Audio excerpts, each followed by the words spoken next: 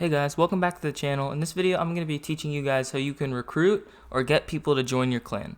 Now, getting people to join your clan is one of the hardest parts about creating a clan in general. In fact, it's one of the things that I struggle with the most at the beginning of my clan career. You know, it's easy to get a logo, to get an intro, to get all these things, come up with a name and all that. When it comes to actually getting players to represent you, it can be very difficult, especially when you're not super huge. But hopefully this video helps you guys figure out how to actually get these members and make it an easier job for you. One thing, as always, in order to get out the next video in this series, this video has to hit 100 likes, so smash that like button, absolutely destroy it. The last video that I put out got over 100 likes in less than 24 hours, so that's pretty crazy, and I'm so thankful to all of you guys who are tuning in. If you're just lurking around here, it said that about 90% at least of my viewers are not even subscribed. So if you're one of those 9 out of 10 people, I'd really appreciate it if you guys could subscribe. It would mean the world to me. Alright, with that being said, let's get right into the video.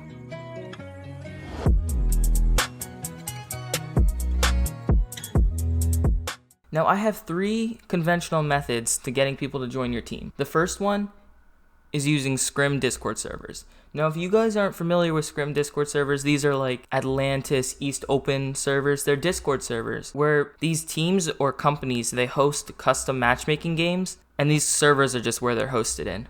Now, that's not really important because we're not going to be focusing on the scrims themselves. We're going to be focusing on certain channels within those Discord servers that they have specifically made for recruiting for your team. Now, the way these channels work is basically you make a resume for your team and you send it into that Discord channel in the form of a paragraph or a nicely listed out bullet point list. And in a minute, I'll tell you guys exactly what to include in that. But basically, these servers have about a 30 to 60 minute cooldown time where you can only send a message every 30 to 60 minutes in that specific server. So you want to make sure what you're sending has a good format and all that so that you don't make any mistakes and all that. So basically, what I think you guys should include is what you offer first of all. So YouTube subs, views per video, Discord members, Instagram followers, Twitter followers, etc. Everything that your team has to offer.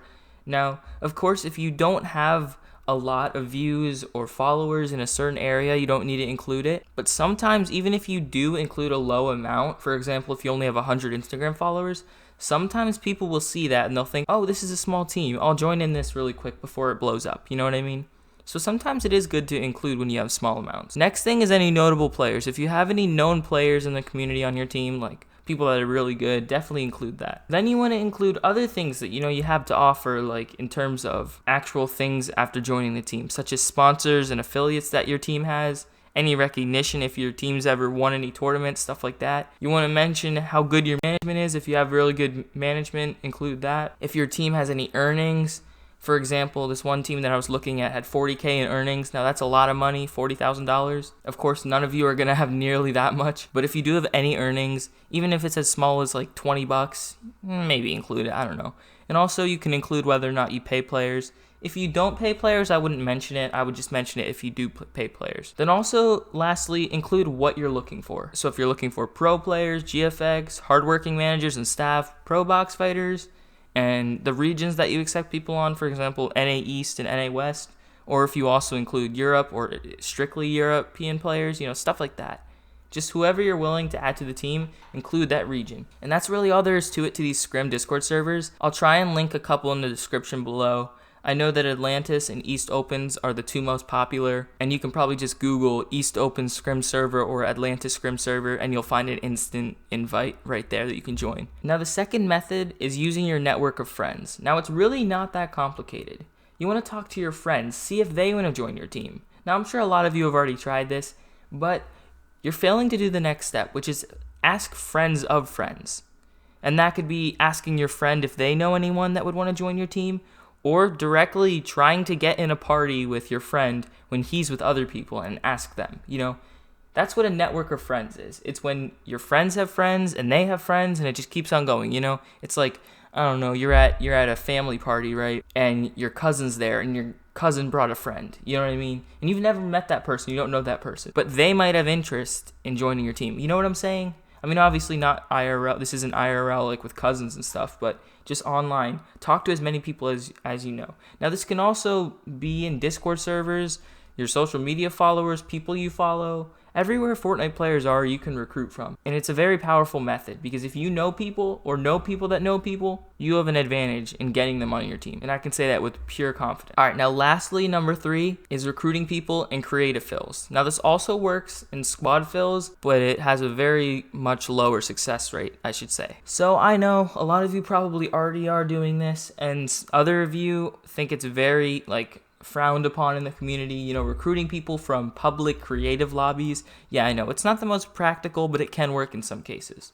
For example, you log on to Fortnite and you go into your creative hub and you go into one of the matchmaking box fights or zone wars or 1v1 maps or whatever you want to do. And you play it out, maybe talk to some people in there. If you strike a bond with someone that you're talking to in the server and you end up being friends, you could invite them to the team if they're good. Or you could wait till the rounds are over and see who's at the top of the leaderboard and maybe add them if you think they're really good. Or if they're talking in game chat, you could talk to them there too. And that can usually work pretty well. Now, like I said, this can work in squad fills if you go into squad fills and you meet some people that are really good.